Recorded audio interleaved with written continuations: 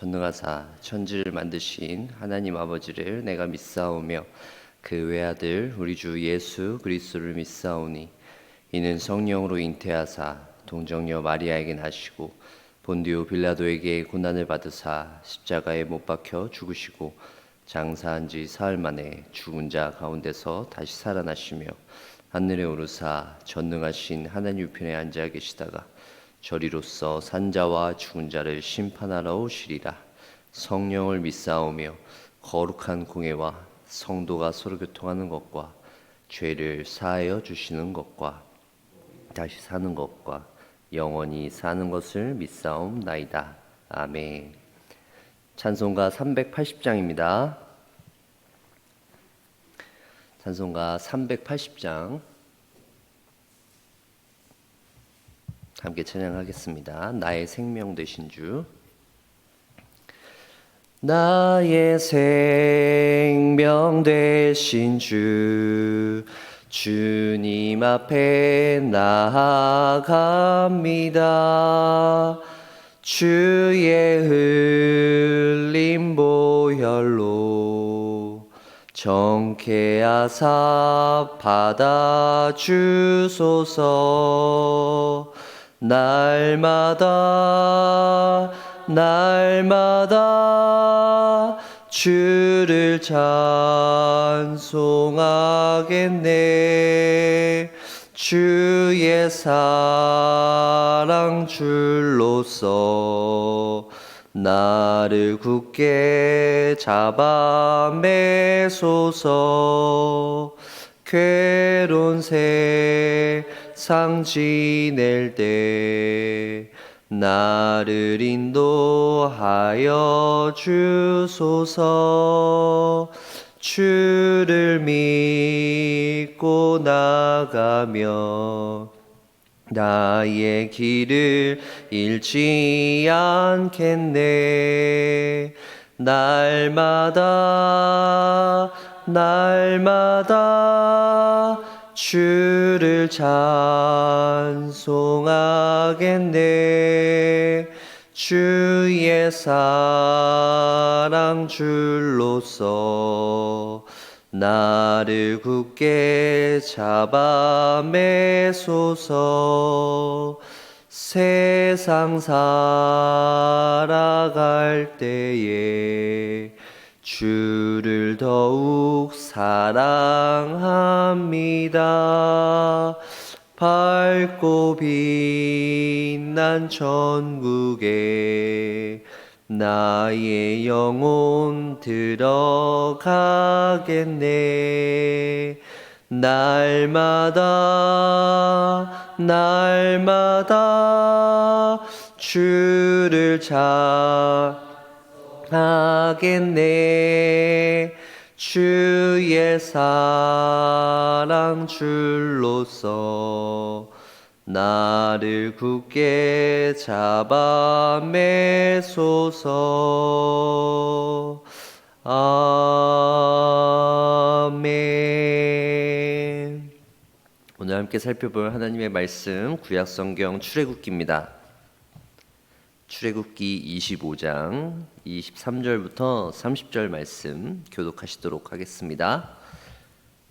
구약성경 120쪽에 있습니다. 출애굽기 25장 23절부터 30절 말씀 교독하시도록 하겠습니다. 제가 먼저 23절 읽겠습니다. 너는 조각목으로 상을 만들되 길이는 2규빗, 너비는 1규빗, 높이는 1규빗 반이 되게 하고 그 주위에 손바닥 넓이만한 턱을 만들고 그 턱 주위에 금으로 태를 만들고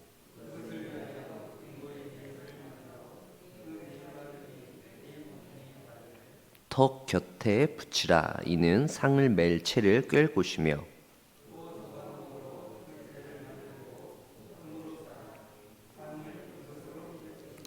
너는 대접과 숟가락과 병과 붓는 잔을 만들되 순금으로 만들며 항상 내 앞에 있게 할지니라. 아멘. 출애굽기 25장부터 마지막 40장까지 내용은 그 성막과 관련된 내용입니다. 앞에 25장부터 31장까지는 하나님께서 성막에 있는 성소, 지성소와 성소 포함해서 성막의 기구들을 이렇게 만들라라고 하는 지침을 내려주시고 계시고요. 그리고 중간에 32장부터 34장은 잠시 이 금송아지 사건이 등장하는데 사실 이것도 성막과 관련된 그 이야기입니다. 나중에 살펴보겠지만요. 그리고 35장부터 40장까지가 앞의 내용과 좀 반복되는 것 같은데 하나님께서 명령하신 그 성막을 만들라고 했던 그 말씀이 실행되어지는 구체적으로 실행되어지는 내용이 35장부터 40장까지의 내용입니다.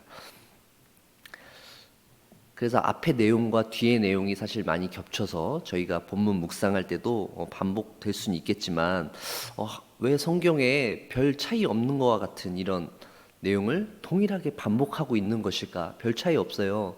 앞에 25장부터 31장도 뭐 이제 이런 것들을 만들라라고 되어져 있고 뒤에 보시면 35장부터 40장까지의 내용도 그 만들라라고 했던 것들을 거의 그대로 반복하고 있는 내용들인데요.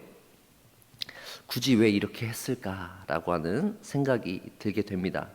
중요한 것은 성막이 그만큼 우리의 신앙생활에 있어서 굉장히 중요한 의미를 가지고 있기 때문에 이렇게 성경으로 우리에게 전달되지 않았을까라고 하는 생각을 하게 됩니다.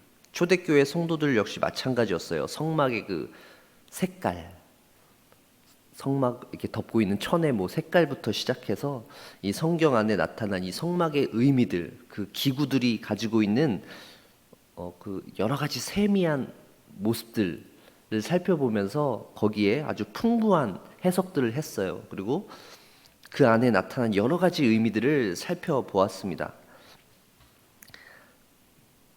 바로 그 모든 것들을 통해서 이스라엘 백성들과 초대교회 성도들 모두도 이 성막을 통해서 하나님과 그들과의 그 관계를 생각해 보게 되었던 것이죠. 이 성막이라는 실제로 우리의 눈앞에 있는 그 성막을 통해서 이스라엘 백성들은 하나님을 만나고 하나님께서 임재해 계신다는 사실을 늘 깨달을 수 있었던 것이죠. 자신들의 진 가운데 장막을 치면서 살았던 그들이 성막을 보는 그 순간, 그리고 성막으로 가서는 언제든지 하나님의 임재하심을 경험할 수 있다라고 생각할 수 있게 되는 것이죠. 하나님께서는 이 성막을 통해서 이스라엘 백성들에게 실물 교육을 하고 계신 것이에요. 성막에 있는 그 모든 기구들을 이스라엘 백성들이 직접 볼 수는 없었겠지만 그들이 성막을 보면서 저 하나님의 살아계신 임재하심, 우리를 애굽 가운데 인도해내신 하나님께서 저 성막 가운데 계시구나, 이런 것을 깨달을 수 있었다는 것입니다. 오늘날 신약 시대를 살고 있는 우리 성도들에게도 마찬가지죠. 우리가 교회로 이렇게 나아오면서 함께 예배를 드리고 이 교회당, 예배당에 나와서 하나님의 임재를 경험하며 예배하며 하나님과 교제하는 것과 같이 이스라엘 백성들에게는 성막 가까이로 나아가서 거기서 하나님을 묵상하고 하나님을 예배한 것이기 때문입니다. 애굽에서 막 나온 이스라엘 백성들에게 가장 중요한 것은 먹을 것, 입을 것이 아니었어요. 그들에게는 애굽을 나온 정체성, 그들이 왜 애굽을 나와야 했나를 결정지어주는 아주 중요한 요소가 바로 하나님께서 그들을 애굽에서 인도해 내셨다는 사실이죠. 그들이 애굽에서 나온 이유는 너무 힘들어서, 너무 학대를 받아서 고통스러워서이기도 하지만 중요한 것은 그들의 뜻이기보다는 하나님께서 그들을 애굽 가운데 나오게 하셨다. 하나님이 아니고서는 우리에게 이런 일들이 벌어질 수 없다라는 것을 기억해야 한다는 것이죠. 성막 역시 마찬가지입니다. 성막도 그들이 단순히 아무 의미 없이 만든 것이 아니에요. 하나님께서 율법을 주시면서 십계명과 비롯한 여러 가지 우리가 그동안 묵상해온 여러 가지 율법들을 얘기해 오시면서 이 성막마저도 하나님께서 명령하고 계시죠. 구체적으로 어떤 모양으로 만들고 무엇을 만들어야 할지를 구체적으로 아주 섬세하게 알려주고 계신 것입니다. 그 성막의 구조들을 저희가 쭉 살펴볼 텐데요. 앞에서 이제 증거계 살펴보았고요. 오늘은 특별히 이 진설병 상에 대해서 살펴보려고 합니다. 23절에 있는 말씀을 보세요. 너는 조각목으로 상을 만들되 길이는 2규빗, 너비는 1규빗, 높이는 1규빗 반이 되게 하고. 이 규빗은 이 손끝에서부터 팔꿈치까지의 길이를 뜻합니다. 대략 한 45cm 정도로 생각하시면 되는데요. 그래서 진설병상이 이제 길이는 2규빗이니까 한 90cm 정도 될 것 같고요. 너비는 1규빗, 그래서 45cm, 그리고 높이는 1규빗 반에서 한 68cm 정도 직사각형의 모양을 하고 있는 이 상이라고 생각하시면 됩니다. 그리고 이 상에 태가 둘려져 있어요. 손바닥 넓이만한 턱. 왜 이 턱을 만들까요? 어떤 물건들을 올려놓았을 때 혹시나 이렇게 흘러내리지 않도록 이렇게 잘 사방을 이렇게 막아 놓는 것이죠. 우리가 생각하고 있는 그냥 일반적인 상의 모습과 같다라고 하시면 될 것 같습니다. 기능이나 이런 것들이요. 그리고 이 진설병 상 위에 올려놓는 것이 무엇입니까? 바로 이 진설병이라는 것이죠. 이 진설병은 의미 자체는 하나님 앞에 올려놓는 떡, 그러니까 얼굴 앞에 떡, 그리고 임재의 떡이라고 하는 의미를 가지고 있습니다.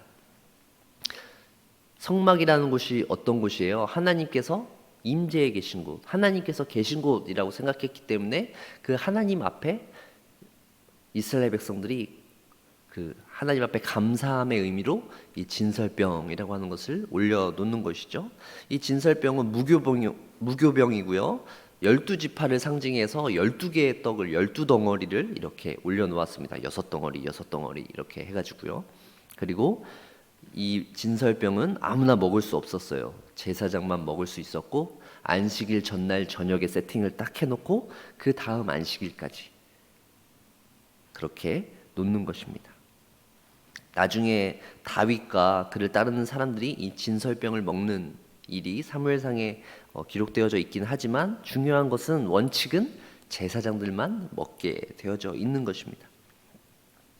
이 진설병을 하나님 앞에 올려놓는 것의 의미는 바로 하나님께서 이스라엘 백성들의 이 모든 생활에 있는 필요, 단순히 먹을 것뿐만 아니라 하나님께서는 모든 필요를 채워주신다라고 하는 의미를 가지고 있어요. 그리스도께서는 이 땅에 오셔서 자신을 나는 생명의 떡이다 라고 말씀하셨죠. 나는 빛이다 라고 얘기도 하시면서 이 진설병을 말씀하시면서 생명의 떡이다 라고 말씀하고 계세요. 이스라엘 백성들에게 있어서 이 떡은 단순히 그냥 배고플 때 먹는 떡이 아니라 이 진설병, 그리고 만나와 메추라기를 통해서 하나님께서는 이스라엘 백성들, 하나님을 따르는 자신의 백성들의 모든 필요를 채워주시는 분이라는 사실을 알게 된다는 것이죠. 우리 역시 마찬가지입니다. 우리의 생계를 책임지고 계신 분이 계십니다. 바로 하나님께서 우리의 모든 필요를 책임져 주시고 우리의 모든 생계를 책임져 주고 계시죠. 우리가 일정한 직업을 가지고 세상 속에서 살아가게 하시고 소득이 생기게 하시고 어쨌든 우리가 이 세상 가운데 삶을 유지할 수 있도록 우리의 먹을 것, 입을 것, 모든 필요들을 채워주시는 분이 바로 전능하신 여호와 하나님이라는 사실을 우리가 기억해야 한다랍니다. 사랑하는 성도 여러분, 하나님께서 우리의 모든 필요를 책임져 주십니다. 이 사실을 믿으시길 바랍니다. 우리 30절에 있는 말씀 함께 읽어보도록 하겠습니다. 상 위에 진설병을 두어 항상 내 앞에 있게 할지니라. 아멘. 하나님께서 우리의 모든 필요를 채워주시는 분이심을 우리가 기억해야 되는데요. 이 진설병 상을 통해서요. 그리고 한 가지 더, 이 30절 말씀을 통해서 우리가 주목할 것은 하나님께서 우리의 필요들을 채워주시는데 어떻게 채워주시느냐면 항상이라고 하고 계시죠. 우리가 하나님 앞에 이 진설병을 올려놓는 이유는 하나님께서 배고프셔서 내 앞에 이것을 항상 끊임없이 채워두라 라고 하나님께서 말씀하시는 것이 아니에요. 이것은 이스라엘 백성들이 감사함의 의미로서 하나님 하나님께서 우리를 돌보시고 하나님께서 우리의 모든 필요를 채우신다는 것을 감사하는 의미에서 올려놓는 것입니다. 그렇기 때문에 이것은 항상 그 앞에 있어야 한다는 것이죠. 하루만 그리고 이틀만 올려두어야 하는 것이 아니라 그것이 떨어지지 않도록 늘 항상 채워넣어야 한다는 것입니다. 하나님의 백성들에게 있어서 이 항상이라는 단어는 너무나 중요한 것 같아요. 매일매일 하나님의 은혜를 우리가 항상 구하고 항상 깨닫는다는 것은 사실 굉장히 어려운 일입니다. 오늘 하나님 앞에 감사하고 내일 감사할 수 있지만 모레, 클피 우리가 하나님 앞에 항상 감사해야 하는데 과연 그렇게 할 수 있냐라는 것이죠. 사랑하는 성도 여러분, 우리의 삶을 한번 되돌아보십시오. 항상 하나님께서 우리의 모든 필요를 책임져 주시나요? 그것을 믿고 계십니까? 항상 그렇진 않잖아요. 어떨 때는 정말 너무나 힘들고 어려운 순간이 찾아옵니다. 이스라엘 백성들이 광야에서 그렇게 불평하고 원망했던 것처럼 우리 역시도 하나님 앞에 불평하고 원망하는 순간들이 너무나 많이 있죠. 하나님께서 우리의 필요를 채워주신다는 사실을 너무나 잘 알고 있지만 하나님 앞에 은혜와 감사함으로 나아가기보다는 하나님 왜 이런 것 좀 안 해주세요? 하나님 내 삶 가운데 이런 것 지금 좀 부족합니다. 이런 것 좀 채워주셔야 되는 것 아니에요? 라고 하나님 앞에 원망할 때가 전혀 없지는 않은 것 같습니다. 보편적으로 우리가 하나님 앞에 너무나 감사하지만 우리의 삶 속에 내 인생을 쭉 돌아봤을 때 하나님께서 내게 베풀어 주신 그 은혜가 너무나 크고 감사하지만 때로는 우리의 현실 가운데 우리를 너무나 힘들게 하고 우리를 원망하게 하고 우리가 정말 불평케 하는 그런 일들이 우리의 삶 가운데 너무나 많이 벌어질 때가 있다라는 것이죠. 요새는 뭐 먹을 것이 없어서 막 굶주리고 이런 시대는 아니잖아요. 많이 풍족한 시대를 살고 있습니다. 하지만 이런 풍요함 가운데에서도 우리는 여전히 빈곤함을 느끼고 있어요. 감사하지 못하고 더 많은 욕심과 탐욕을 부리면서 살아가게 됩니다. 정작 우리 주위에서도 여러 가지 부족함 가운데에서 큰 어려움이 살아가지만 그럼에도 중요한 것은 세상의 판단과 기준에 따라서 우리는 살아갈 때가 너무나 많이 있어요. 우리 주위에 정말 흔하고 너무나 우리의 삶 가운데 가까이 있는 것들은 우리가 소중히 여기지 못할 때가 많이 있잖아요. 우리 주위의 가족들을 보십시오. 여러분들이 매일매일 얼굴을 대하고 있는 사랑하는 여러분의 가족들요. 그리고 또 신앙생활하고 있는 우리 함께 한 형제요 자매된 우리 성도들을 한번 떠올려 보세요. 너무나 존귀하고 소중한 사람들이지만 우리가 서로를 그렇게 존귀하게 여깁니까? 너무 매일매일 자주 보기 때문에 서로의 소중함을 못 알아보고 있진 않은가요? 정작 엉뚱한 것들을 소중히 여기고 공급과 수요의 법칙을 따라서 희소성의 가치를 따라서 엉뚱한 것들을 우리가 너무나 존귀하게 여기고 있지는 않습니까? 하나님께서 우리에게 주시는 은혜 역시 마찬가지입니다. 하나님께서 우리에게 주시는 은혜 너무나 당연하게 여겨져서 그것이 정말 은혜로 여겨지지 않을 때가 너무나 많이 있는 것 같아요. 사랑하는 성도 여러분, 하나님께서 우리에게 은혜를 거두어 가신다면, 하나님께서 우리에게 은혜를 허락해 주시지 않는다면 우리가 어떻게 지금 이 자리에 나와서 하나님 앞에 예배할 수 있겠습니까? 어떻게 우리의 육신을 이끌고 이 자리에 와서 하나님 앞에 예배할 수 있겠느냐라는 말씀입니다. 지금보다 우리가 더 부유해지고 더 풍성한 삶을 산다라고 할지라도 하나님께서 우리에게 은혜를 베풀어 주시지 아니하시면, 우리에게 그렇게 항상 은혜를 베풀어 주시지 아니하시면 우리는 하나님의 백성으로서 온전히 살아갈 수 없을 것입니다. 사랑하는 성도 여러분, 우리의 모든 필요를 채워주시고 항상 우리에게 넉넉히 쓸 것들을 채워주시는 그런 하나님을 기억하시면서 오늘 하루 살아가시는 저와 여러분들 되어주시길 주의 이름으로 간절히 축원합니다. 우리의 부족함에 주목하기보다는 우리 가운데 없는 것들에 주목하기보다는 하나님께서 베풀어 주신 그 은혜, 항상 함께 해주시는 그 은혜에 주목하며 살아갈 수 있는 우리 사랑하는 모든 멸류관교회 성도님들 되어주시길 주의 이름으로 간절히 축원합니다. 기도하겠습니다. 하나님 감사합니다. 오늘 하루 우리에게 주어진 이 시간들을 살아갈 때 주님 앞에서 우리가 허락받은 그 모든 은혜들 기억하게 하여 주시옵소서. 매일매일 삶 가운데 우리의 모든 필요를 채워주시는 하나님, 그것을 기억하게 하셔서 때로는 원망하고 불평하고 싶은 마음이 들 때라도 우리가 그것들 잘 이겨낼 수 있도록 우리의 마음 가운데 그 풍성하신 하나님의 은혜가 넘쳐날 수 있도록 우리 사랑하는 성도들의 삶을 지켜주시옵소서. 예수 그리스도 이름으로 기도드렸습니다. 아멘.